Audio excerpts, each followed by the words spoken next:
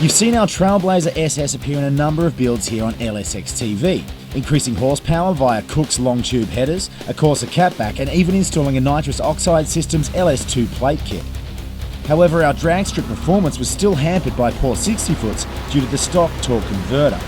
Without the nitrous, our best 8th mile ET was a 9.0 at 79.97 miles per hour with a disappointing 2.07 60-foot. To help combat this problem, we installed an upgraded torque converter from Yank Performance with the help of Cunningham Motorsports in Lake Elsinore, California.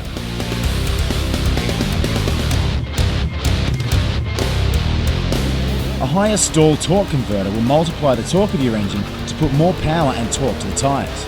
The high stall torque converter will slip the engine into a higher RPM range where there's more torque and horsepower. Yank currently offers 7 torque converters for the Trailblazer, from an entry-level bolting converter to the all-out aggressive 4,000 RPM stall units.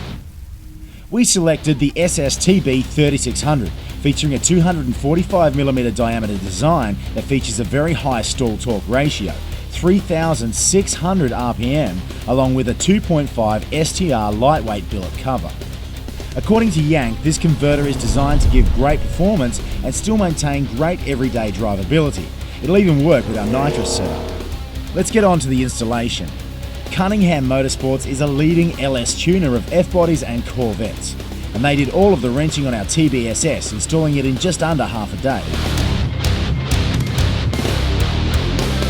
After the Corsa exhaust was removed, we drained the transmission fluid, cleaned out the transmission pan, and replaced the filter.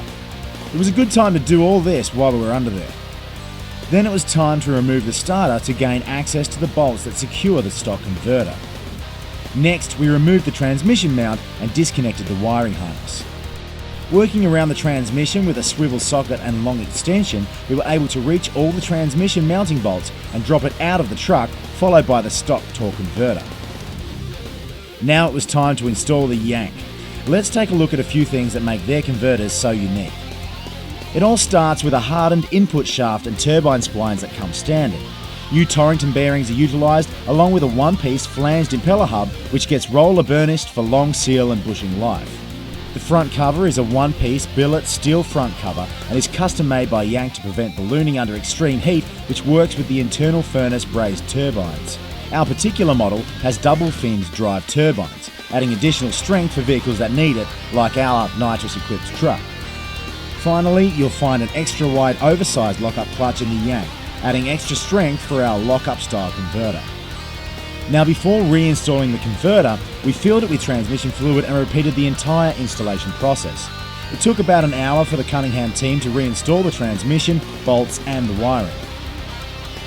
Finally, before we were ready to hit the track, we opted to install a PCM for less direct fit transmission cooler to ensure our higher stall converter wouldn't overheat. We chose the brake duct mount, though they are also offered in a front mount version. The kit is a plug and play affair for the Trailblazer SS, as it comes with all the proper brackets and line lengths. The only modification you need to make is a small cut to allow for clearance in your fender liner, as seen here.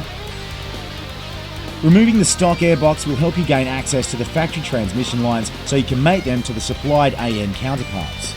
PCM says that we should see around a 40-degree drop in transmission temperatures, keeping long life in our drivetrain components. That wrapped up our installation, but we still had to break in the converter.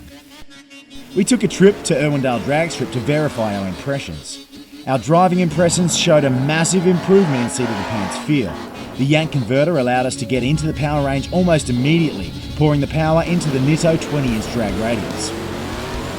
Whereas before we could barely get a hard launch, slamming the throttle with the Yank converter felt like the SS was getting hit from behind by a semi-truck.